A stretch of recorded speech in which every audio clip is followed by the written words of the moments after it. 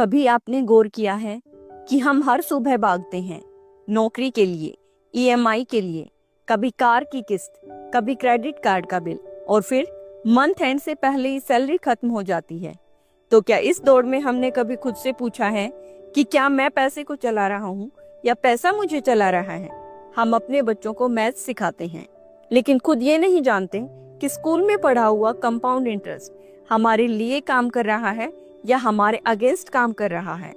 हम इंश्योरेंस को इन्वेस्टमेंट समझते हैं, टैक्स बचाने को प्लानिंग समझते हैं और सेविंग्स को फ्यूचर का नाम दे देते हैं। हम अपने करियर की तो प्लानिंग करते हैं, पर फाइनेंशियल लाइफ की कभी नहीं करते। और ऐसे ही हम डिग्री के लिए सालों मेहनत करते हैं, लेकिन पैसे को समझने की कभी कोशिश भी नहीं करते। और यही वजह है कि कई बार अच्छी सैलरी वालों के पास भी पैसा नहीं बचता और नॉर्मल इनकम वाले लोग चुपचाप अमीर बन जाते हैं। क्यों? क्योंकि फर्क इनकम का नहीं होता, फर्क होता है मनी माइंडसेट का। और यही माइंडसेट बदलती है मोनिका हालन की किताब लेट्स टॉक मनी। ये किताब आपको ये नहीं सिखाती कि शेयर कैसे बाई किए जाएं, बल्कि ये सिखाती है कि पैसे के साथ रिश्ता कैसे सुधारा जाए, कैसे अपनी इनकम को सही डायरेक्शन दी जाए, कैसे इंश्योरेंस, इन्वेस्टमेंट और टैक्स को समझदारी से मैनेज किया जाए, कैसे हर महीने का स्ट्रेस फ्री बजट बनाया जाए जहां पैसा आपके लिए काम करे, आप पैसे के लिए नहीं।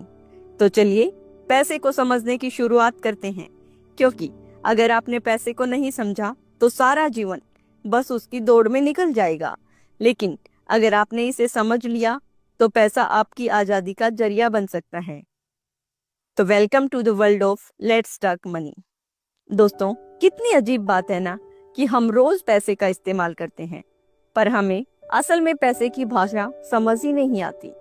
जब कोई म्यूचुअल फंड, इक्विटी, इन्फ्लेशन या रिटायरमेंट प्लानिंग जैसी बातें करता है तो ज्यादातर लोग डर जाते हैं।